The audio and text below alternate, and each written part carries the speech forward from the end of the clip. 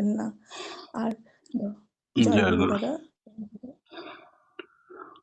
পরম প্রেমময় পরম দয়াল শ্রী শ্রী ঠাকুরের এতক্ষণ যারা নামামৃত সুধা পান করলেন, তাদের মানব জীবন শ্রেষ্ঠ জীবনের একমাত্র উদ্দেশ্য ঈশ্বর প্রাপ্তি। তা যেন এ জীবনেই সফল হয়, এই কাতর প্রার্থনা। শ্রী শ্রী ঠাকুর নারী সম্বন্ধে অনেক কথা বললেন সংসারে প্রত্যেকটি গৃহে শান্তির স্বর্গ রচনা করার মূল ভিত্তি হচ্ছে নারী। অবাধ বাক্য আছে, প্রবাদ বাক্য আছে সমাজে প্রচলিত, সংসার সুখের হয় রমণীর গুণে। নারী একাধারে বিভিন্ন পর্যায়ে বিভিন্ন রূপ ধারণ করে, তাই তারা দশভুজা। সংসারকে সুষমামণ্ডিত করে তোলে, মঙ্গল ও কল্যাণ দায়িনী করে তোলে। কোনো সময় দেখা যায় কন্যা রূপে, কখনো ভগিনী রূপে, কখনো জায়া রূপে, কখনো জননী রূপে, কখনো বা গৃহিণী রূপে, কখনো সংহারকারিণী রূপে। নানা রূপ ধরে এভাবেই গৃহকে অলঙ্কৃত করে, তাদের সহজাত গুণে ভরিয়ে তুলে গৃহাঙ্গন। ঘরে ঘরে সুসন্তান দেবশিশু উপহার দেওয়া তাদেরই অবদান। নারীকে লক্ষ্মী বলে আখ্যা করা হয়। লক্ষ্মী মানেই বিশেষ বিশেষ গুণ সম্পন্ন। সব দিকে যার নজর থাকে, লক্ষ্য থাকে, তিনি লক্ষ্মী। তার অন্যতম হলো শ্রী। এই শ্রী কথার অর্থ হলো সেবা করা। বাক্য, ব্যবহার, সহানুভূতি, কর্ম, সাহায্য ইত্যাদি দ্বারা মানুষ বা কোনো কিছু সুস্থ, পুষ্ট, উন্নত হলে তাকে সেবা বলা যায়। এভাবেই তার লক্ষ্মী মন্ত্র গুণ হয়ে উঠেছে। এসবের জন্য নারীকে উপযুক্তভাবে সুদক্ষ করে তুলতে হবে। তা হবে হাতে কলমে, সব দিক দিয়ে, সতে। তাদের উপযুক্ত ব্যয় সাধন, শারীরিক ও গৃহাদির রক্ষণাবেক্ষণ, শুদ্ধিকরণ, অন্নপ্রাশন, গৃহ উপকরণের সাজসজ্জা, পর্যবেক্ষণ প্রভৃতি শিক্ষিত করে তুলতে হবে। লজ্জা তাদের একটি অপরিহার্য ভূষণ। বর্তমান সময়ে পরিকল্পনা নারী পুরুষের সমান অধিকার দাবি করা হয়েছে। বৈজ্ঞানিক দৃষ্টিভঙ্গিতে যেটা অসম্ভব। শারীরিক গঠন থেকে উভয়ের জন্মগত বৈশিষ্ট্যই ভিন্ন। পুরুষের বৈশিষ্ট্য পুরুষ মহিমায় শ্রেষ্ঠ, তেমনি নারীর বৈশিষ্ট্য নারী মহীয়সী গরীয়সী শ্রেষ্ঠা। নারী হচ্ছে নরয়তি ইতি নারী, যার অর্থ বৃদ্ধি পাওয়া।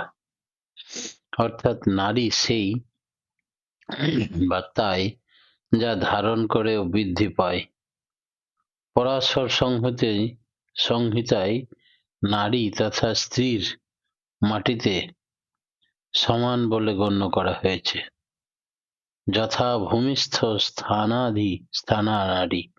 নারী ও পুরুষের মিলনই পূর্ণাঙ্গ অবস্থিতি।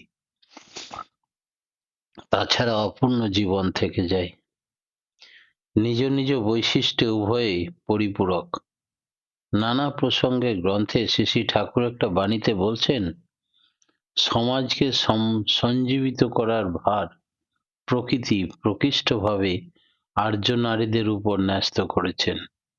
নারীর কথার তাৎপর্যই হচ্ছে যে বা যারা সাম্যকভাবে সর্বপ্রকারে জীবন ও বৃদ্ধিতে উন্নত করে সার্থকতায় তৃপ্তি লাভ করে, তাই নারী হচ্ছে নেত্রী, বৃদ্ধিকারিণী।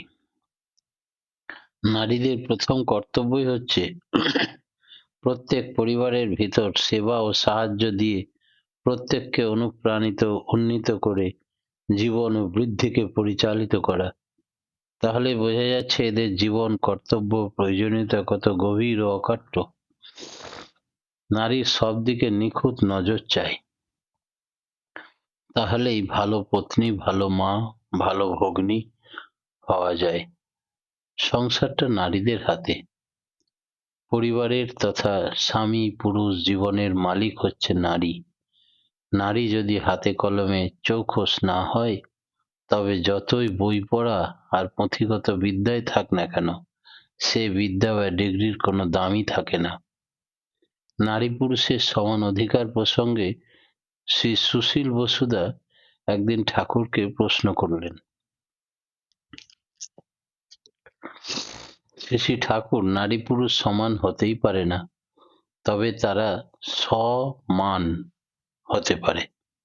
একই রকমের আর একটা কখনো হয় না। 1 কেজি মিছরি যেমন, আবার 1 কেজি চিনিও তেমনি হতে পারে না। কিন্তু মিছরি মিছরি, চিনি তো চিনি। মিছরি বা চিনি মিলে সমান সমান মান পেতে পারে। বৈশিষ্ট্য অনুযায়ী দুটি বস্তু পৃথক। একইভাবে নারী বা পুরুষ পৃথক সত্তা। নারী জীবনকে সার্থকতার শাখা প্রশাখা খুলে ফুলে ফলে ভরিয়ে তোলে। বিভিন্ন বাণীর মাধ্যমে ঠাকুর সেই পথ নির্দেশ দিয়েছেন।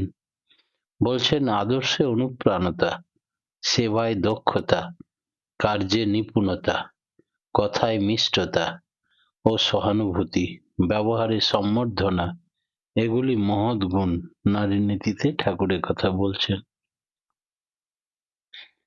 ছেলে মেয়েদের সহশিক্ষার কুফল সম্বন্ধে ঠাকুর বলছেন, ছেলে মেয়ে এক জগতে করলে পড়াশোনা, পড়ার সাথে বাড়ে প্রায়ই কামের উপাসনা।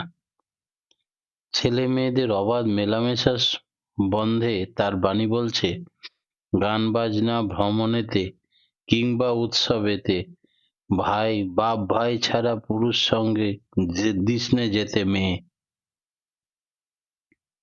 বর্তমান সমাজে অনাচার ব্যভিচারের প্রকট রূপ ধারণ করেছে, যা একেবারেই আমাদের আশাতীত। এই সবের কারণ এই অবাধ মেলামেশা। নারীদের দায়িত্ব কর্তব্য পালনে লক্ষ্মীশ্রী উপাধি কেমন ভাবে আসতে পারে সে বিষয়ে আলোচনা প্রসঙ্গে শ্রী শ্রী ঠাকুর বললেন, মায়েরা তোরা সব সময় পরিষ্কার পরিচ্ছন্ন হয়ে থাকবি, সদাচারে চলবি, তবেই না সংসার লক্ষ্মীশ্রী আসবে। অনেককে তোদের দেখি ভালো করে চুল আঁচড়াস না, সিঁথিতে সিঁদুরটা রীতিমতো দিস না, কপালে সিঁদুরের টিপ পরিস না, আলোছালো ভাবে চলিস। তোদের দেখে ছেলে মেয়েদের অভ্যাস অমনি হয়ে যাবে। সব কাজের মধ্যে চাই সৌন্দর্যের শৃঙ্খলা বোধ। প্রাণের অনুরাগ ঢেলে দিয়ে সংসারের সব কাজ করবি, চলবি বলবি নিজেদের বৈশিষ্ট্য অক্ষুণ্ণ রেখে। সংসারের কাজে অলসতা প্রশ্রয় দিবি না। সুন্দর ও নিখুঁতভাবে কাজকর্ম করা চাই, তাতে দেখবি শরীরে বল পাবি, রোগবালাই কমে যাবে, কাজে আনন্দ পাবি। যে কাজটাই করবি আরো ভালোভাবে নিপুণভাবে ক্ষিপ্রতার সাথে করবি, মাথা খাটাবি, নিয়মিত নামের সাথে যুক্ত থাকবি। সবকিছুই দিনের পর দিন সুষ্ঠু সুন্দর হবেই। তুমি হয়তো রান্না করছো, তোমার ভাবতে হবে সঙ্গতির সঙ্গে রান্না কিভাবে আরো ভালো করা যায়। যাদের জন্য রান্না করছো তাদের বিভিন্ন জনের রুচি প্রয়োজন ও ধাতুর কোন কোন খাদ্য বিশেষ উপযোগী, তা সেই সেই গুণের খাদ্য তোমাকে তৈরি করতে হবে। কোন জিনিসের কি প্রতিক্রিয়া বা প্রতিবিধান, সবই রাখতে হবে নখদর্পণে। আর চাই সংরক্ষণ বুদ্ধি ও প্রস্তুতি বুদ্ধি। নিজের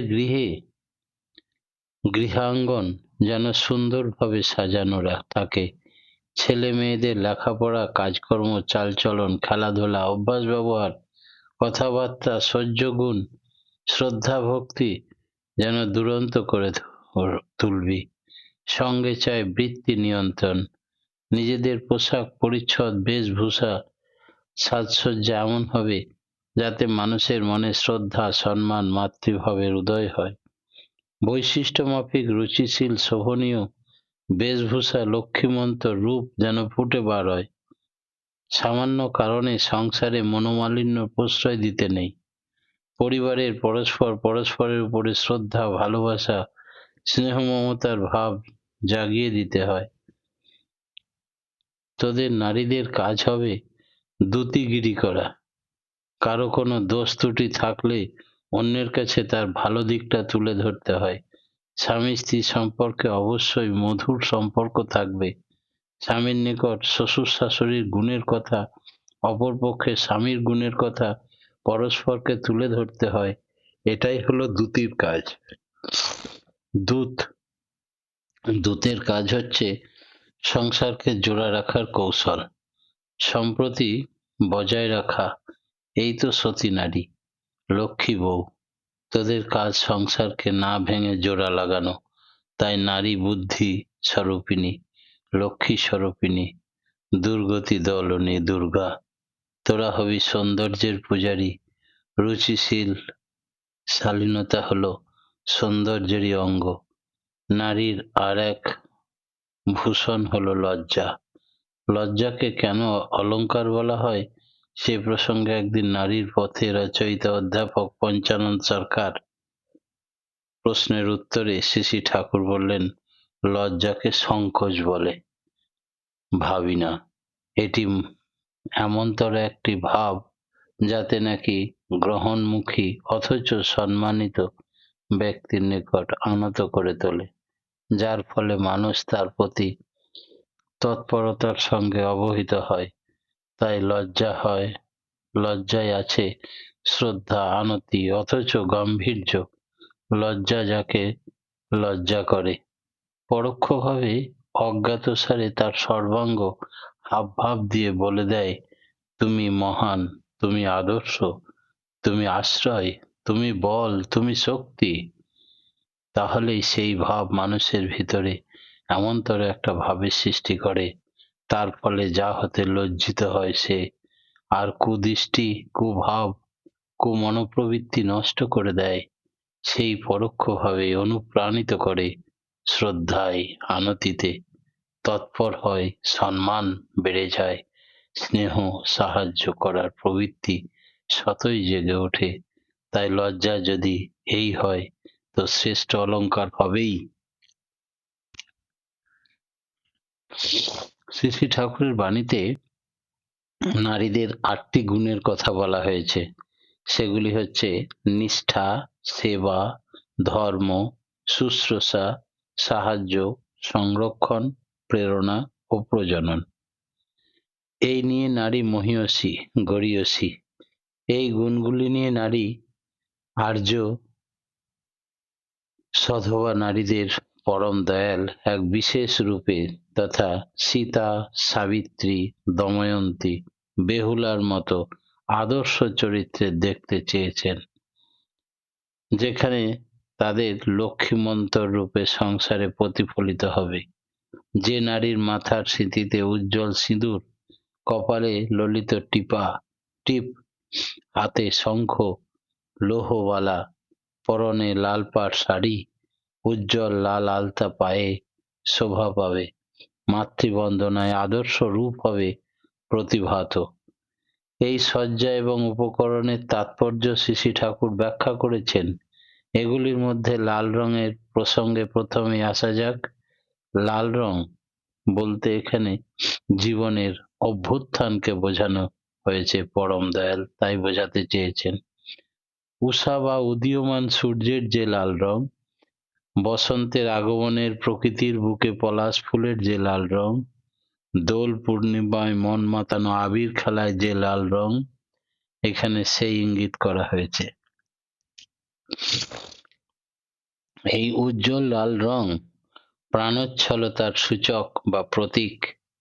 নারীদের লাল রং ধারণের এক বিজ্ঞান ভিত্তিক যুক্তিও আছে।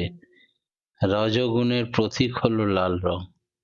এই রং নারীদের দেহের সংস্পর্শে থাকলে তা রজগুণকে অর্থাৎ রাজভাবকে উদ্দীপিত করে। সুস্থিত সাহায্য করে। তার ফলে মনোজগৎ, নারীদের শরীরের বিধান, সত্ত্ব, রজ, তম এই সাম্য ভাব বজায় থাকে। সেই কারণে এইসব লাল রঙকে বৈদিক যুগ থেকেই প্রাধান্য দেওয়া হয়েছে। শাস্ত্রীয় বিধানেও সধবা নারীদের সিঁদুর, আলতা, লাল পাড় শাড়ি নিয়মিত ব্যবহার করার নির্দেশ দেওয়া আছে। এই লাল সিঁদুরের রাসায়নিক উপাদান হলো পারদ ঘটিত এক যৌগ। এই পারদ যৌগ নারীর শরীর বিধানে এক মূল্যবান ভূমিকা আছে। গবেষণায় দেখা গেছে রাসায়নিক উপাদানের পারদ যৌগ বন্ধ্যাত্ব প্রতিরোধ করে।